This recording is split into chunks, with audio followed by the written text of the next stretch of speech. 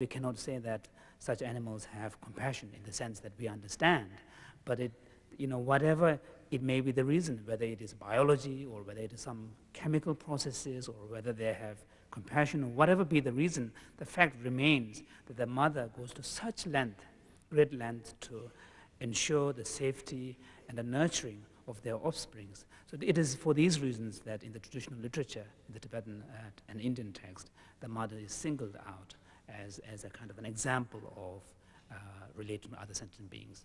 Mother sentient beings. And also, in fact, in the Tibetan language, the term, an expression is coined referring to all other sentient beings as mother sentient beings. Male the female right qualification is the most as a mother father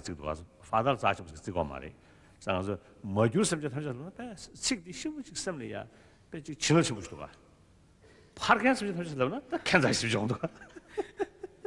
And in fact, in the Tibetan, the expression, this mother sentient beings, has become so deeply embedded in people's kind of, one can call imprinted in their psyche, that it is, and it has a kind of a poetic ring to it.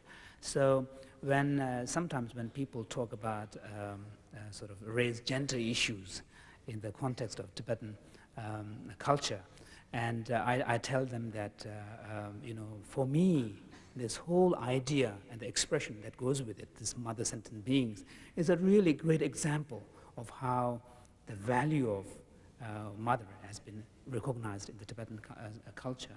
And in fact, Tibetan culture or Buddhist culture? In the Buddhist culture. In fact, such that this very expression, mother sentient beings, seems to have a kind of a powerful kind of force to evoke something in you. Whereas if you try to do the same thing to the father, say father sentient beings, somehow it doesn't seem right. It doesn't sound right. And the parents now, parkans live not the tricky jar, the party marathon actually do what the parkan Tesla. And in fact, the Tibetan expression, Magen Simjen Tamje, which means the dear mother sentient beings, and it has a kind of a poetic and also rather sentimental, emotive ring to it. Whereas if you try to do the same thing with the male pronoun, Pagen Simjen Tamje, the dear father sentient beings. In fact, this expression, dear father, has a rather pejorative connotation of someone who is rather kind of naughty and irresponsible and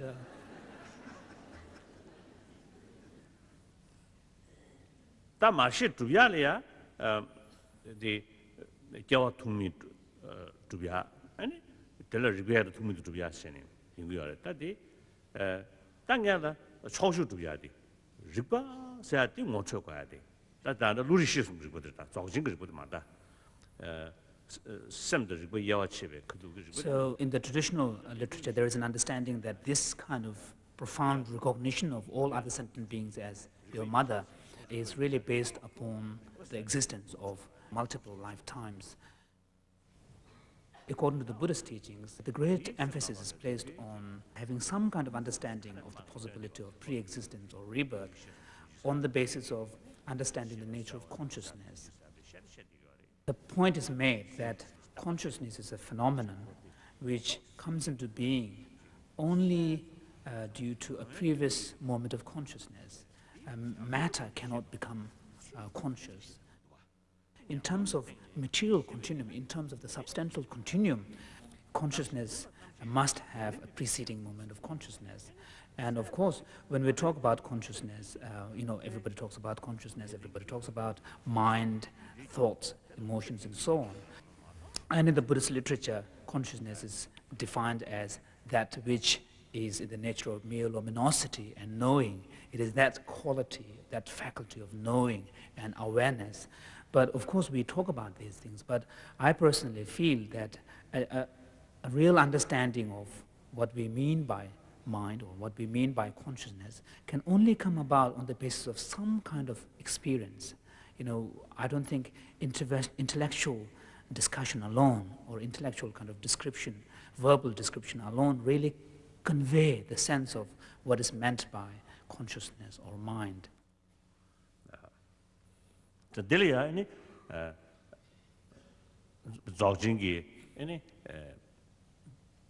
Benazita, she could be yamling down to Zane, and the Yale had the Tane, any Ribosande, Shine Chita, Mochoka, and the Chita, we give in the Zane, some had the job of detail, any Nyonsam, Rixamgi, Chick Nyanji, Galegalelia, Lord Shaji, Yongsare. 다가는 시기보다 사제 세동 송주 송유 전에 아니 사와 셈기 송유 전에 대거라 셈 소마 마죄베 아니 정신으로 고도 젠발 냥수 녀야 인간이 냠용 깨고야 그 정도가 다가는 시기 자들이 메디선에 다 늦은 냠는 거 타네 지 세리 지다 냐르지 리부지 사즈 리그섬 그 녀 차야래 뒤단데 판도 여사래. So I feel that it is, it is very useful to have some kind of experiential sense of what is meant by this faculty of mere luminosity and knowing that we call consciousness or that we call mind. There are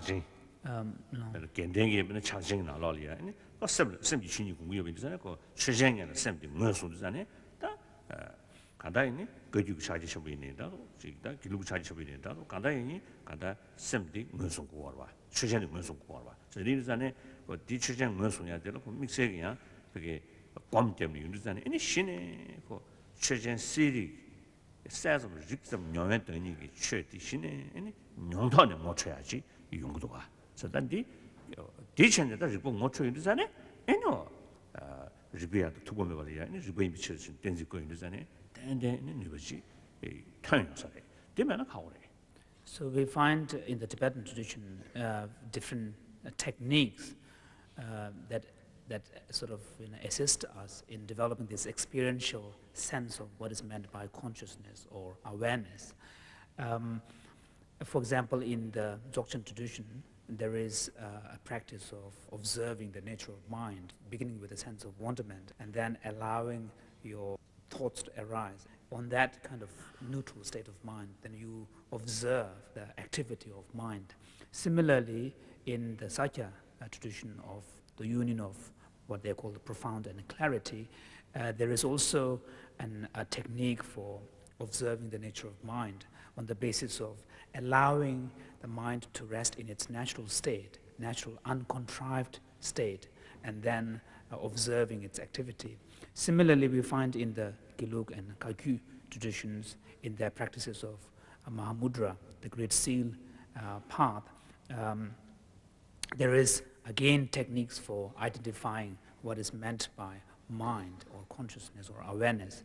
So, it is, once you engage in these practices, and as a result, if you have some experiential sense of what is meant by awareness, then when you try to understand the beginningless continuum of consciousness or awareness, then it will begin to make sense. But otherwise, to simply say that every instance of awareness must have a preceding instance because it is an instance of awareness, that alone it really cannot be that convincing. But if you have some kind of experiential base of what awareness really is, and then you will be able to have a greater appreciation of the beginningless continuum of awareness.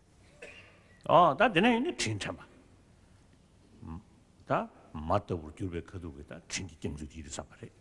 And then the third element in the 7-point cause and effect method, we have dealt with equanimity, we have dealt with the recognition of all other sentient beings as mother, and the third one is reflecting upon their kindness.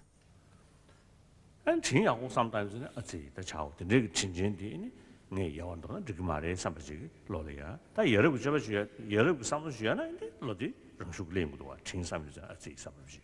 So when you in your meditation begin to reflect upon the kindness of all other sentient beings, especially when they have been your mother in one or other lifetimes, then when you kind of focus on this, then of course it will lead to the thought that I must repay their kindness, I must acknowledge this profound kindness to me. And